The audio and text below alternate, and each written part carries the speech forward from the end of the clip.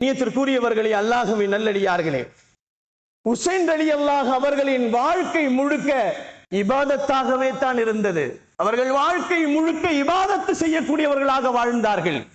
அவர்களின் இபாதத்துக்களை பற்றி வரலாறுகளிலே எழுதப்படுகின்ற நேரத்திலே சொல்லப்படுகிறது, கண்ணியத்திற்குரியவர்களை, அவர்கள் தொழுகையிலேயும் சரி, நோன்பு வைப்பதிலேயும் சரி, அவர்கள் தர்மம் செய்யக்கூடிய விஷயங்களிலும் சரி, அவர்கள் மிக இன்பமாக இருப்பார்களாம். ஹுசைன் ரலியல்லாஹு தஆலா அவர்கள் எந்த அளவிற்கு என்று சொன்னால், அவர்கள் பெருமானார் ஸல்லல்லாஹு அலைஹி வஸல்லம் அவர்களை சந்திப்பதற்காக வேண்டி அவர்களுடைய இல்லத்திலிருந்து மதீனாவிலிருந்து அவர்கள் ஹஜ்ஜை 20 ஹஜ்ஜுகள் நடந்தே செய்திருக்கிறார்களாம்.